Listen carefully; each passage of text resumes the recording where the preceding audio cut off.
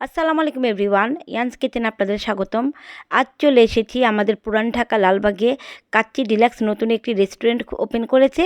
আর সেই রেস্টুরেন্টে আমরা কাচ্চি ডিলাক্সে কাচ্চিটা ট্রাই করতে চলে আসলাম। এখানকার কাচ্চির টেস্টটা কেমন জানতে হলে কিন্তু পুরো ভিডিওটা দেখতে হবে।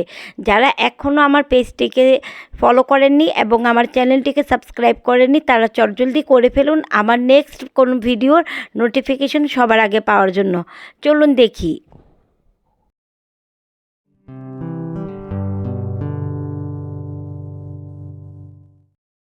প্রথমেই লোকেশনটা বলে দিচ্ছি, এটা পুরান ঢাকা লালবাগে গোরে শহীদ মাজারের ঠিক অপোজিট বিল্ডিংটাই কাচ্চি ডিলাক্স 3rd ফ্লোরে।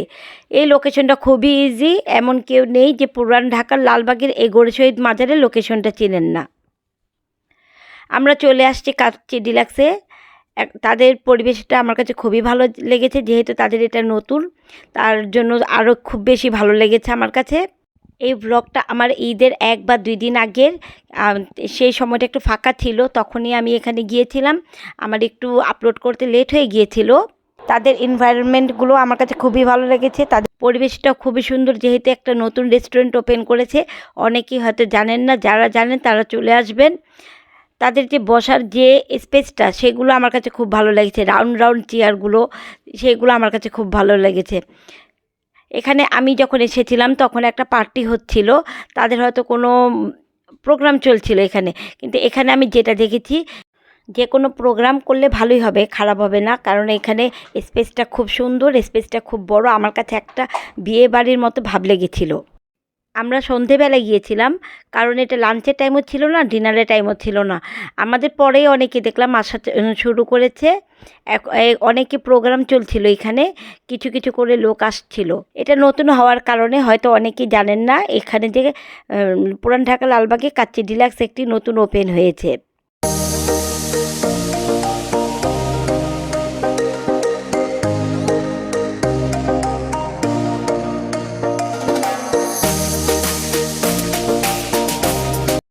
আমি তাদের মেনু কার্ডটা নিয়ে নিয়েছি। সব জায়গায় তাদের কাচ্চির মেনু একই হয়, 290 করে। একজন পার পারসন 290 করে কাচ্চির প্রাইস ছিল। আমি সুলতান ডাইন কাচ্চি ভাবি সব জায়গায় তাদের একই প্রাইস দেখছি, কিছু তো একটু ডিফারেন্ট রাখা দরকার। আমরা একজন একটি করে নিয়েছি, 290 করে। আমরা সবগুলো খেতে পারিনি, তারা পরিমাণ একটু বেশি দিয়েছিল। জালি কাবাব নিয়েছি, ফিরনি নিয়েছি এবং বোরহানি নিয়েছি, বাদামের শরবতটা নিয়েছি। সব জায়গার মেনু প্রাইস সব সেম থাকে, কেউ তো কিছুটা একটু ডিফারেন্ট করার চেষ্টা করে না।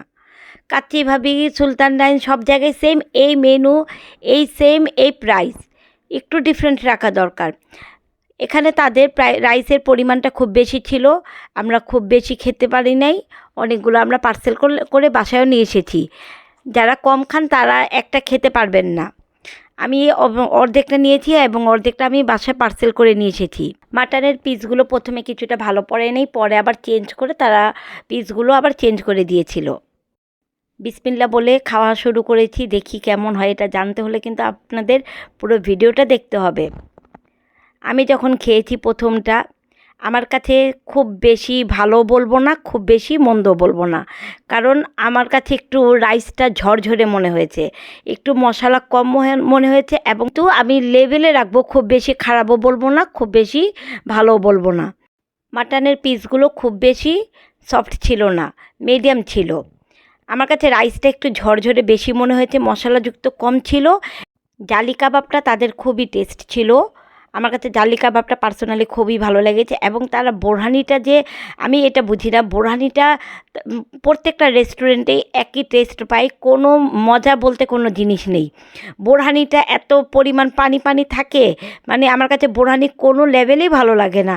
তাও আমি একটা টেস্ট করার জন্য নিয়েছিলাম, যে দেখি কাচ্চি ভাই সব জায়গায় আমি বোরহানি খেয়েছি, তাদের বোরহানিগুলো ভালো লাগে নাই, এখানকারটা কি একটু ভিন্ন হবে নাকি।